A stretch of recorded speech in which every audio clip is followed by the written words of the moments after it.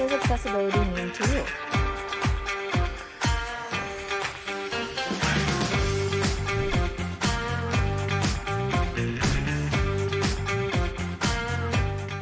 Hello and welcome to another episode of the special edition of Inclusion Revolution Radio, collaboration with accessiBe Spotlight Sessions. The Special Olympics World Games Berlin 2023 have officially concluded. We are so excited to be speaking with a guest today that played a huge part in making the Games a resounding success. My name is Josh Basil, and I'm your host for today's show.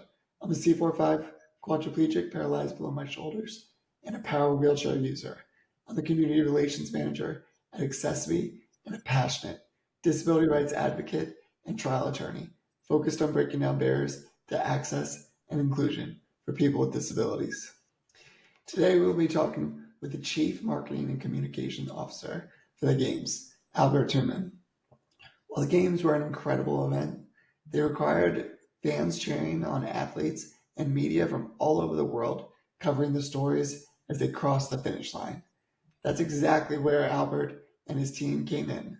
They turned the entire city of Berlin into one huge fan of the Games, bringing attention and support to every athlete.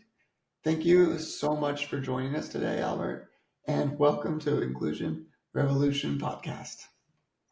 Thank you very much for having me. Appreciate it for the invite and being part of the Inclusion Revolution podcast. Hope that we did not only turn the city of Berlin in a huge fan game, so and hopefully beyond to the States and to every country as well. And as Novi mentioned, seeing athletes back in town and sharing all those emotional moments are incredible. That's awesome. I love that so much, Albert. And if we could go back in time, how did you get first involved in the Games, and have you ever worked with the Special Olympics before? Starting with the second question, Josh. So I never was involved in this movement, to be honest. I just had slightly information about Special Olympics itself.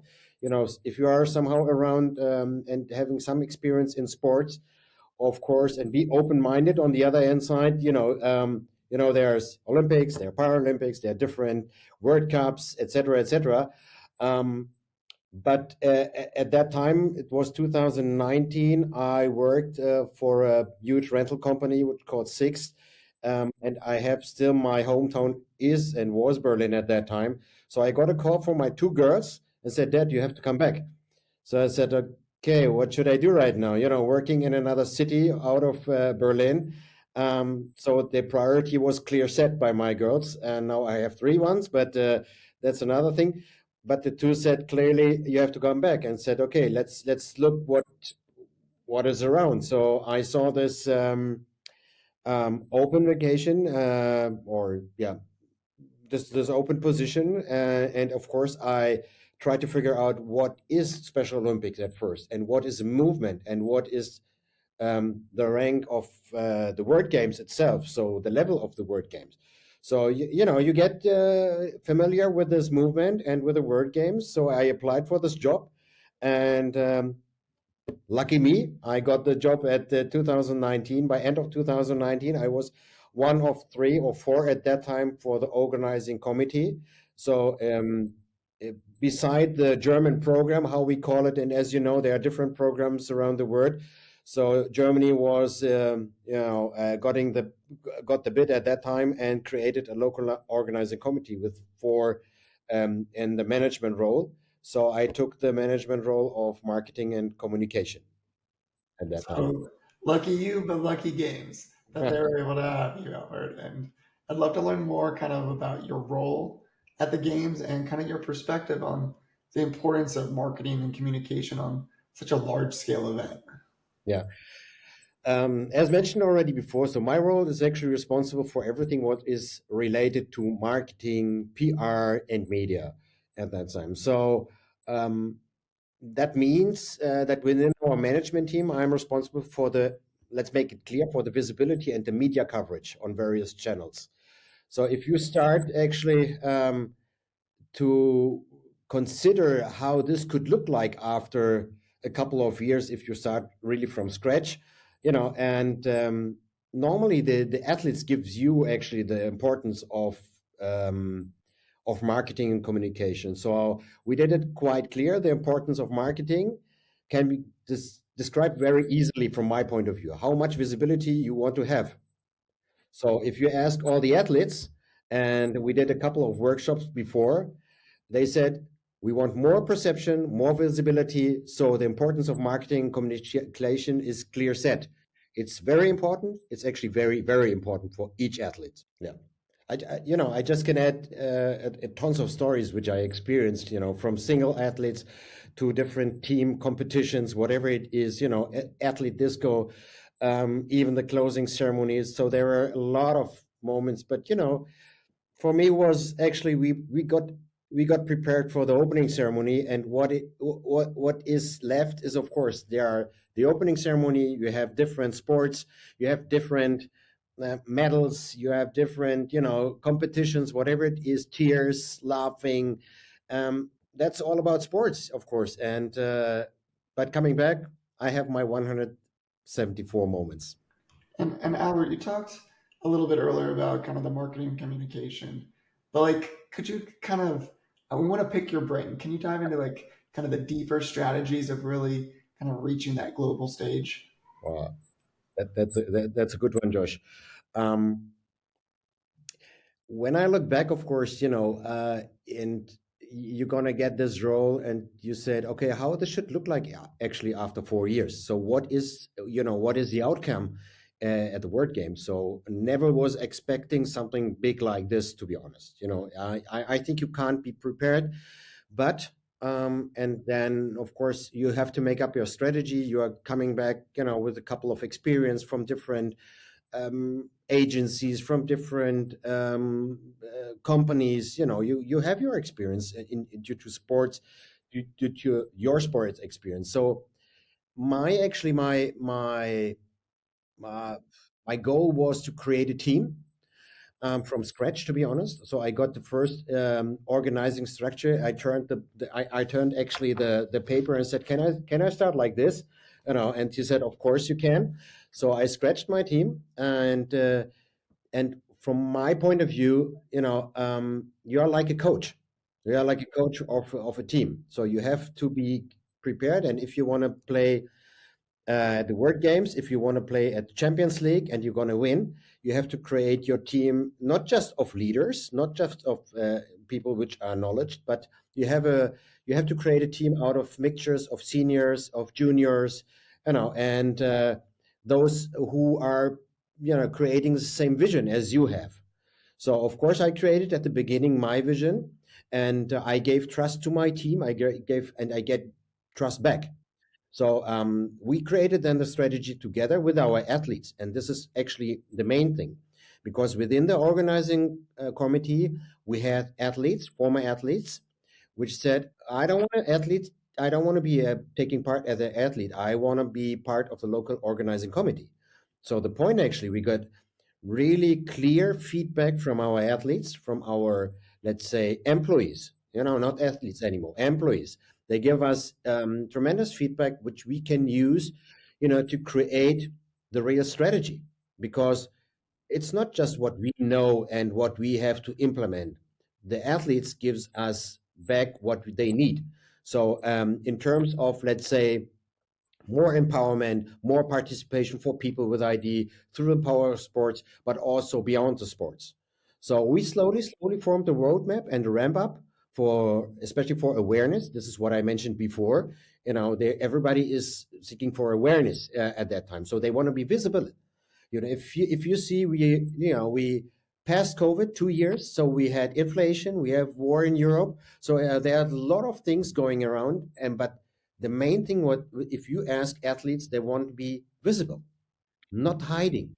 So always from the athlete's perspective and not ours. That was actually the strategy, and I put athletes always first. So we created the logo together, we created campaignings together, from their perspective. We created the mascots together, we created the channels together. There we had an inclusive team, journalist team, for example. But I think what we put on top is we were just not focusing on sports itself. we combine it with different other industries as well. So there are two, from my point of view, there are two main industries which are very emotional as well, is fashion and music. So we combined sport, fashion, and of course music. And everybody who sees the opening ceremony and beyond, you have always the sound, you are always singing, you are always in a happy mood. So I think that's one of the secrets, and it worked out. So Well, great job putting a team together and making sure that all the right players and athletes and abilities and perspectives had a seat at the table. That's awesome.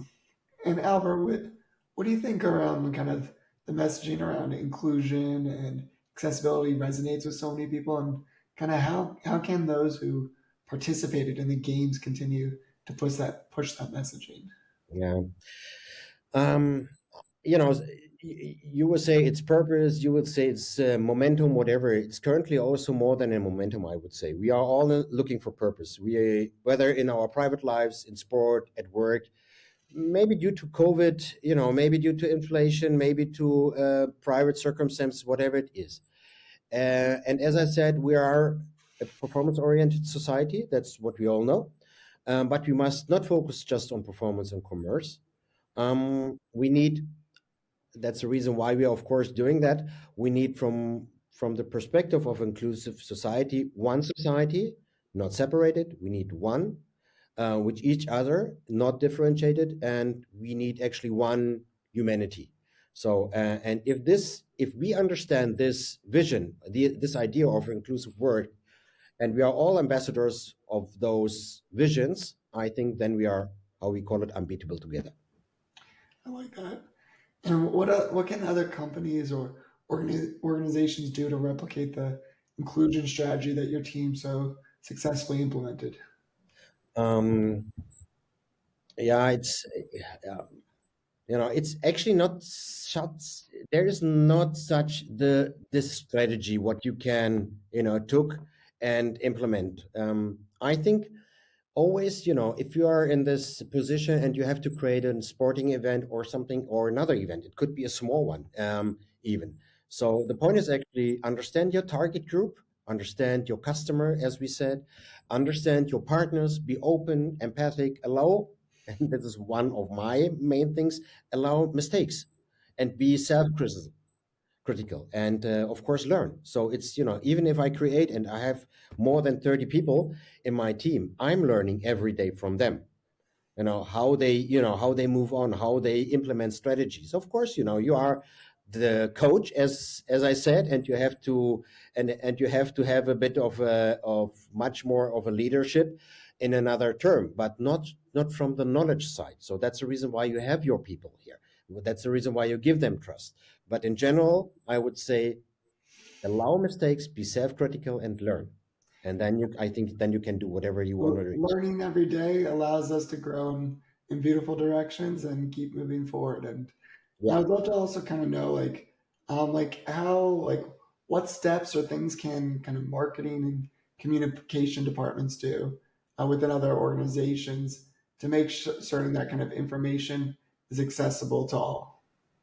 Uh, Yeah, accessible for everyone and for all is a very huge challenge, of course. But I would say by making it accessible to all who need it, actually, is one thing. We share our way within the frame of transfer of knowledge, for example.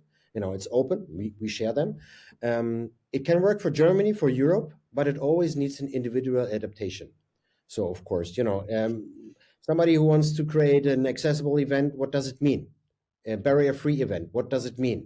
It's always from your perspective, or is it the perspective from the, let's say, from the other organizing committee? But in general, I would say people, regions, culture are different, work is differently, but the principle actually of an organizing event remains the same as in a successful company. Understand the power of sharing and caring, I would say, especially in the present time. And you can learn more about accessiBe, Inclusion Revolution Radio, and Special Olympics by subscribing on YouTube and following us on Instagram, Facebook, and LinkedIn. Find us on our handles at accessiBe_community and at Special Olympics. Thank you all, and we are looking forward to our next episode. Thanks, Albert. Thank you very much, Josh. Thank you very much. It was a pleasure.